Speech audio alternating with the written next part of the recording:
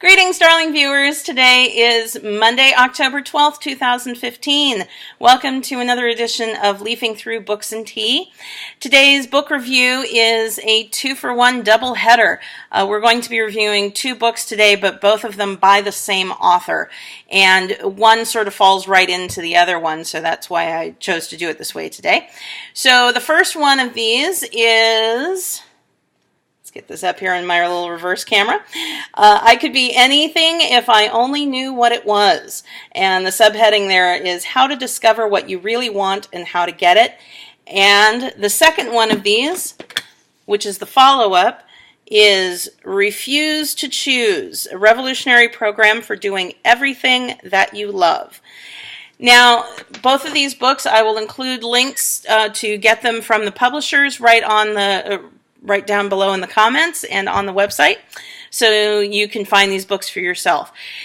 Now, normally I would say I don't like to review self-help books. There's a lot that can be gained out there. But there's also a lot of dreck. For every good idea in the self-help industry, there are 10 books that are just going to lead you down the rosy path that is just paved with good intentions.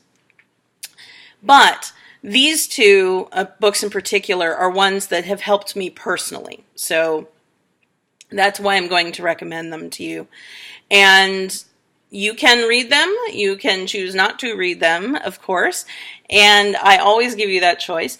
But take a look at them, and if this actually speaks to you, then they are worth looking into. So the first book, the I Could Do Anything one, is a book about So Barbara Sher is a life coach, and she has been in the self-help industry for a very long time. And she's also available on Twitter, and you can find her on Twitter as well. But she has been...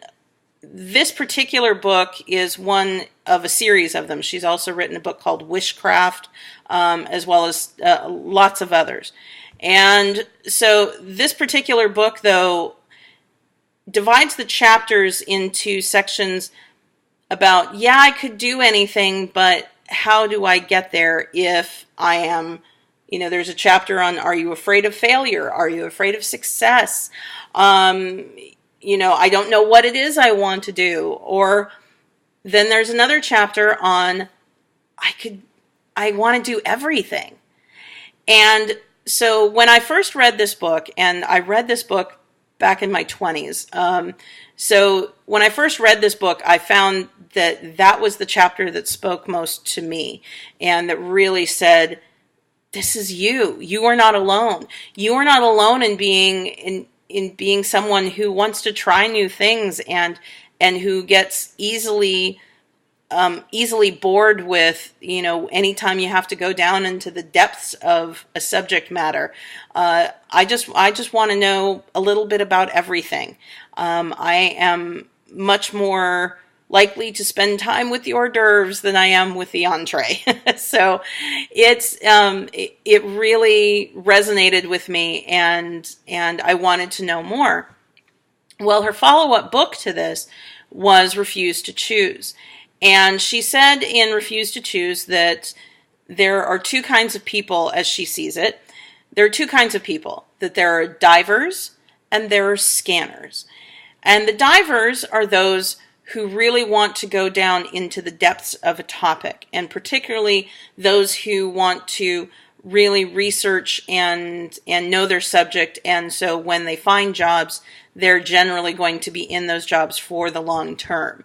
And those are the ones who are going to be in it for the long term. These are the PhDs, these are the scientists, these are the people who stay in jobs for 20 plus years.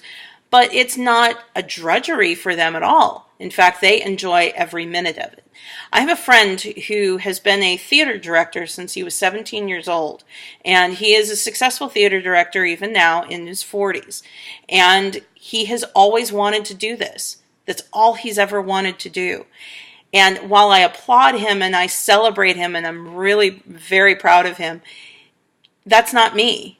I never wanted to do that, to find the one thing and then make that what I wanted to be when I grew up. Because what I wanted to be when I grew up changed every day, every hour, sometimes every 5 minutes on some days. But I never understood why it was that why I had to pick. Why couldn't I just try a little bit of this and a little bit of that and a little bit of the other thing? And so I read this book, and I read Refuse to Choose immediately following it. And she said that she herself is a scanner. And so she describes the divers, as I said, as the ones who dive in depth and really get to the meat of the topics and that they choose to explore, of the careers that they choose to go into. A scanner, as she explains it, is like a bee. Now, you don't expect a bee to go to one flower to get nectar and stay at that flower, and that's all they do is get nectar from that one flower. You expect a bee to gather from this flower and this flower and this flower and this flower and that flower up there. And you expect them to move around and gather nectar from everywhere. And that's all scanners are. They are people who want to try all sorts of different things. They want to learn about everything that there is to learn about, but they want to just learn the beginnings of it. They want to know a certain amount until that's the level of their interest, and then they can go to the next thing and learn about that. And there is nothing wrong with either version.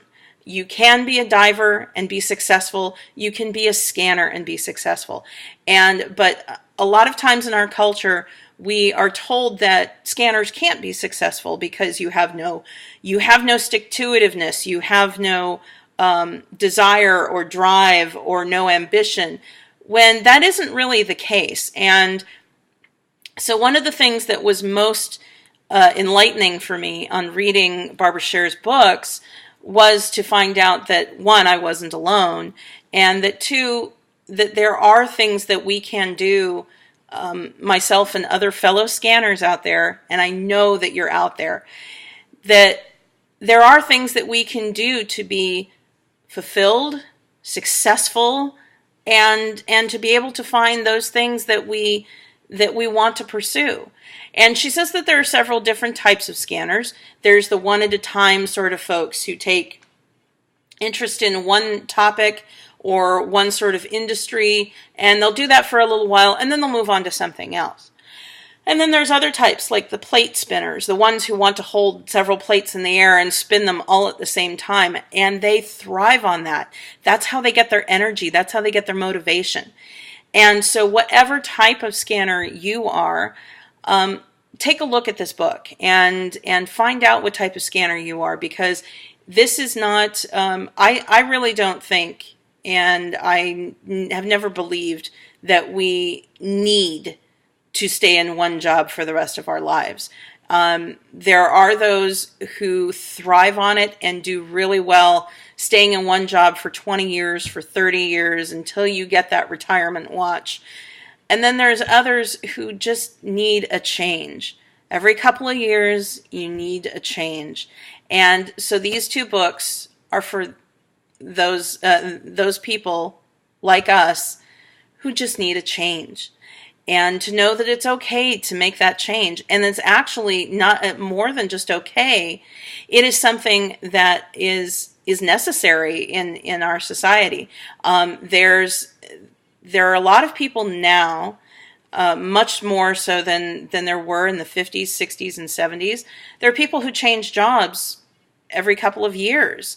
And this is now more of a standard than staying in a job 20 plus years. And so we need people who can adapt their skills to whatever new job or whatever new industry they're going to be entering next. And so the folks that are scanners and that have all of these different diverse interests are going to be the ones who will actually be most successful in changing their jobs and changing industries and going from one place to the next.